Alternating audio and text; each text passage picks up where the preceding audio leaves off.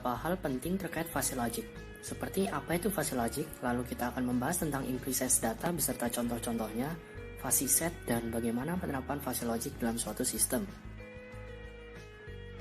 Fuzzy logic adalah salah satu metode melakukan komputasi berdasarkan degrees of truth, bukannya berdasarkan logika boolean true or false 01. Logika fuzzy inilah yang menjadi dasar komputer modern saat ini. Degrees of truth ini mirip dengan probabilitas, di mana memiliki kisaran dari 0 sampai 1. Tetapi ingat bahwa degrees of truth ini memiliki konsep yang berbeda dengan probabilitas. Yang digarisbawahi di sini adalah logika fusi menggunakan degrees of truth sebagai model matematika untuk menjelaskan suatu fenomena yang fusi atau tidak jelas atau kabur. Hal ini berbeda dengan probabilitas di mana dia merupakan model matematika yang merepresentasikan suatu keacakan. Sederhananya, logika fusi dapat digambarkan sebagai berikut.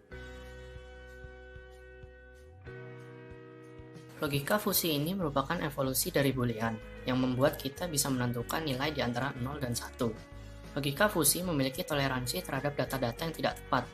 Tanpa fusi, kita hanya dihadapkan pada pilihan benar atau salah. Dengan hadirnya fusi, kita bisa mendapat tambahan pilihan di antara true or false, seperti mungkin benar, mungkin salah, mungkin tidak benar, dan lain-lain. Dari gambar tersebut terlihat bahwa boolean hanya menyajikan 0 dan 1, tetapi fusi memberikan keleluasaan untuk memilih nilai dari 0 sampai 1. Selanjutnya, kita akan membahas tentang imprecise data. Kita akan berbicara mengenai kaitan imprecise data ini dengan kehidupan kita sehari-hari. Sebelumnya, saya akan bercerita mengenai komputer dan manusia, serta bagaimana mereka berinteraksi satu sama lain. Seperti yang kita ketahui, komputer hanya dapat memproses informasi dalam format biner, yaitu 01, 01, 01, dan seterusnya. Artinya, jika kita ingin berkomunikasi dengan komputer, maka kita butuh belajar bagaimana cara menggunakan kode. Dan ketika kita membuat program pun, pada akhirnya juga akan ditranslate ke dalam suatu bahasa yang hanya dimengerti oleh mesin. Oleh karena itu, meski binary system sangat cocok untuk mesin, tetapi sangat tidak nyaman bagi manusia. Kita ambil contoh sebuah kemeja atau kaos. Anggaplah kita membeli kaos dengan karakteristik tertentu, seperti warna, ukuran, dan lain-lain. Untuk mendeskripsikan karakteristik ini kepada komputer, kita harus mendefinisikan suatu variabel tertentu. Bagi mereka yang familiar dengan programming, solusinya adalah dengan menentukan variabel dan kontainer untuk kata sifat seperti kuning, besar, dan lain-lain. Misalnya kita membuat kelas baju, lalu kita membuat objek kaos dengan atribut ukuran XL misalnya. Lalu warna hitam dan kualitas katakanlah 8. Dan ingat, kode-kode tersebut juga nantinya tetap ditranslate menjadi bahasa mesin. Cara tersebut tentu saja sangat tidak mungkin dipakai untuk berbicara dengan manusia. Manusia pasti lebih memilih untuk berinteraksi satu sama lain secara langsung dengan kata-kata deskriptif seperti kuning, hijau, merah, besar, kecil, ataupun kata benda seperti mobil, apel, dan lain-lain. Dan kita melakukan itu secara intuitif, artinya tidak memerlukan proses berpikir panjang dengan logika atau perhitungan untuk mengatakannya. Hal itu terjadi karena kita mempelajarinya sejak kecil. Bertahun-tahun lamanya kita selalu menggunakan cara tersebut untuk berinteraksi yang kita kenal sebagai bahasa. Masalahnya, walaupun hal ini intuitif untuk kita, tetapi tidak untuk mesin. Oleh karena itu, fuzzy logic hadir untuk memberikan kemampuan bagi kita agar sebisa mungkin berkomunikasi dengan mesin dengan bahasa kita sendiri, bukannya bahasa mesin. Mari kita lihat contoh lain. Di sini saya akan lebih menekankan bahwa dalam fuzzy logic yang butuh digarisbawahi adalah imprecise data atau data yang tidak akurat. Sedangkan komputer hanya mengetahui boolean logic yang mengenal true or false 01, yang mana sangat bergantung pada precise data atau data yang akurat. Perhatikan bagian kiri.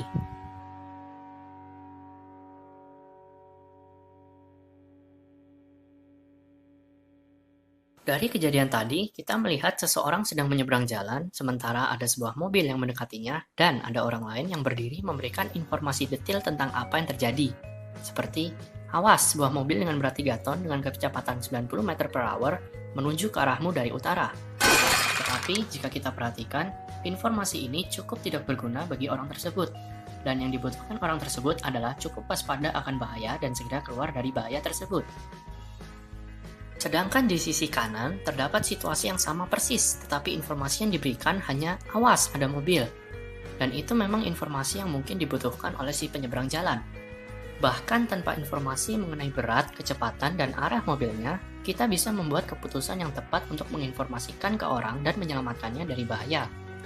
Ini adalah contoh yang tepat untuk menunjukkan bahwa tidak semua proses di sekitar kita membutuhkan precise atau informasi yang komplit.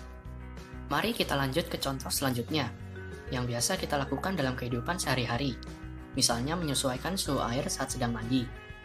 Walaupun kita berinteraksi dengan mesin dalam kehidupan sehari-hari kita, namun manusia hidup di dunia di mana kita berkomunikasi dengan kata-kata secara langsung, bukannya dengan bit atau byte suatu data yang sangat akurat. Ketika kita mandi, berapa suhu idealnya? Apakah kita pernah memperhatikan bagaimana mesin melakukan penyesuaian suhu? Apakah kita tahu berapa derajat tepatnya suhu air yang cocok untuk kita? Jadi bayangkan jika kita menginginkan suatu komputer untuk menyesuaikan suhu untuk kita. Apabila kita tahu persis derajat suhu yang kita inginkan, maka akan menjadi tugas mudah bagi komputer untuk melakukan tugas tersebut. Karena ada poin yang ditetapkan. Katakanlah kita ingin suhu 60 derajat. Maka komputer akan membaca itu, kemudian sensor akan mengirimkan feedback dengan menaikkan suhu, dan kemudian setelah menyentuh 60 derajat, maka pemanasan akan dihentikan. Namun, bagaimana jika kita tidak punya poin temperatur yang pas di pikiran kita untuk disesuaikan oleh komputer? Karena tampaknya kita lebih sering melakukannya secara intuitif daripada menggunakan angka, formula, derajat, dan hal semacamnya. Kita lebih sering menggunakan kata deskriptif seperti dingin, hangat, agak panas, dan lain-lain untuk menyesuaikan suhu air. Dan sepertinya kita tidak ada masalah melakukan dengan cara itu. Metode ini sangatlah jauh lebih cepat dan lebih nyaman daripada komputer yang melakukannya untuk kita. Tetapi, sebenarnya tugas ini jauh lebih rumit daripada yang terlihat. Orang yang berbeda akan memiliki preferensi suhu yang berbeda pula. Kadang suhu dianggap terlalu dingin untuk satu orang, tetapi mungkin ideal untuk yang lain.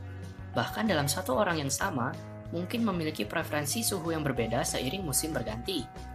Membawa semua variasi tersebut kepada komputer akan menjadikan hal tersebut menjadi sangat rumit untuk diselesaikan. Untuk itu, mari kita mengenal yang namanya fuzzy set. Bayangkan suatu apel merupakan anggota dari suatu set apel. Set merupakan suatu himpunan yang berisi semua apel yang ada di dunia, terlepas dari bentuk, warna, dan ukurannya. Jika kita menggigit apel tersebut, apakah itu masih sebuah apel? Apakah masih menjadi bagian dari set yang kita sebutkan sebelumnya? Jika jawabannya ya, coba gigit lagi apelnya dan jawab pertanyaan yang sama.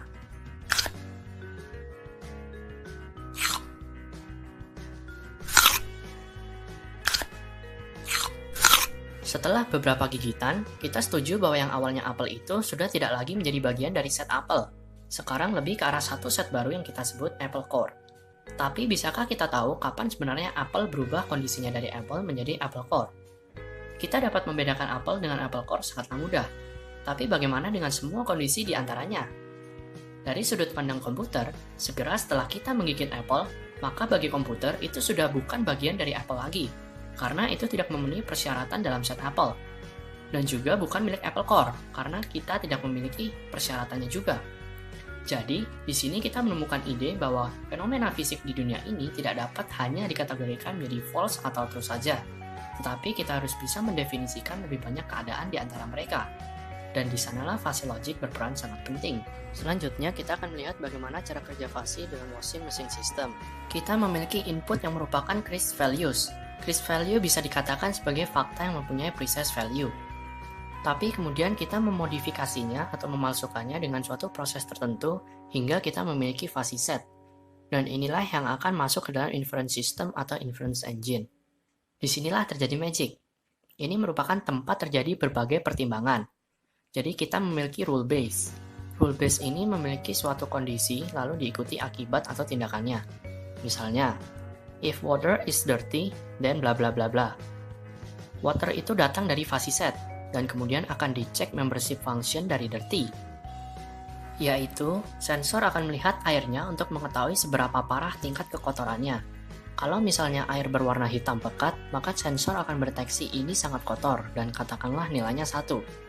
Setelah itu, kita akan bertindak atas dasar hal tersebut dengan cara tertentu. Jadi akan ada fuzzy set lain sebagai tindakannya. Misalnya, spin very fast, atau add detergent, atau do another rinse cycle. Jadi kita punya rule base, di mana berbagai aturan itu memiliki tingkat membership function yang berbeda untuk action yang berbeda dan output yang berbeda.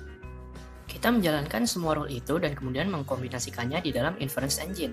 Itulah yang dilakukan inference engine. Dia mengambil rule base dan menerapkannya pada fuzzy set dan mengkombinasikan mereka hingga muncul suatu output atau beberapa decided action. Decided action itu dalam bentuk fuzzy set, yang mana kemudian akan didefasit karena komputer, seperti yang disebutkan sebelumnya, dia hanya berhadapan dengan precise value, sesuatu yang pasti, yaitu true atau false. Kita butuh mendefasit menjadi sesuatu yang mana sistem dapat mengerti dan dapat menggunakannya. Setelah kita mendefasit, dan kita akan mendapatkan crisp value sebagai output yang berupa suatu action.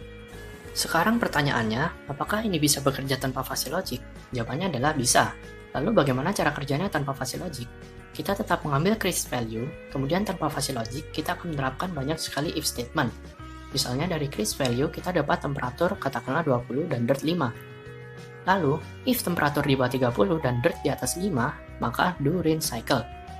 Dan kita harus melakukan ini berulang-ulang kali. Setelah kita memiliki semua rule tersebut, ini akan terlihat mirip dengan rule base yang awal. Tetapi perbedaannya adalah, karena kita mendeskripsikan semua rule if statement, dan kita belum melakukan apa-apa terhadap crisp value, maka seolah-olah kita mendefinisikan membership function dalam kondisi-kondisi dalam if statement tadi. Dan itu akan menjadi sangat kompleks dan menjadi tidak mudah untuk di-maintain, atau diubah kodenya dalam masa yang akan datang. Karena jika di masa depan kita mungkin akan mengganti ketentuan suhu atau tingkat kekotoran air untuk membuat mesin cuci menjadi lebih efisien, maka itu akan menjadi sangat merepotkan karena kita harus mengganti keseluruhan if statement dalam sistem. Tetapi pada fuzzy, kita tidak perlu mengganti rule base, tetapi hanya perlu mengganti definisi terhadap kekotoran atau suhunya saja.